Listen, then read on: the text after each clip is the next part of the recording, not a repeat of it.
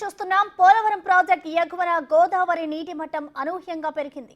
ఎగువన కురుస్తున్న వర్షాలకు కొండవాగులు నదులు పొంగి గోదావరిలో కలుస్తుండడం వల్ల నీటి మట్టం పెరిగింది.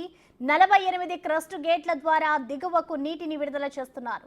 పోలవరం ప్రాజెక్టు స్పిల్వే ఎగువన 26.290, స్పిల్వే దిగువన 16.350, ఎగువ కాపర్ డ్యామ్ కి 26.350, దిగువ కాపర్ డ్యామ్ కి 15.130 మీటర్ల నీటి మట్టం నమోదైంది.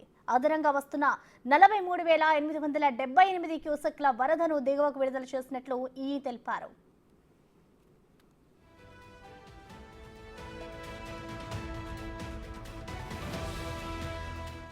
దీనిపై మరింత సమాచారాన్ని మా ప్రతినిధి సాగర్ అందిస్తారు. సాగర్, ఏలూరు జిల్లా పోలవరం ప్రాజెక్టు నిండు కుండను తలపిస్తుంది. ఎగువ రాష్ట్రాల్లో కురుస్తున్నటువంటి వర్షాలకు కొండవాగులు పొంగి పొరలడంతో గోదావరి నదికి జలకళ వచ్చిందనే చెప్పుకోవచ్చు.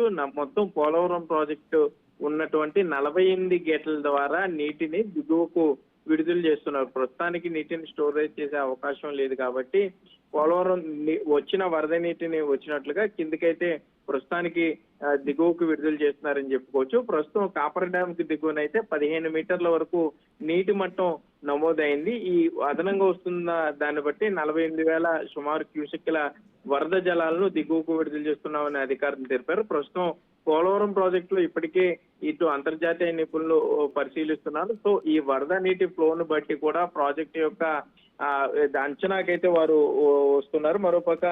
ఒక పక్క వరద నీరుతో పోలవరం ప్రాజెక్టు కూడా కొంత అక్కడ జలకళని సంతరించుగానే చెప్పుకోవచ్చు. మరోపక్క నీటి ఏదైతే ఈ అధికారులు వేటకు గేట్ల వరకు వెళ్ళకూడదని ఇప్పటికే అధికారులు చెప్పడం జరిగింది.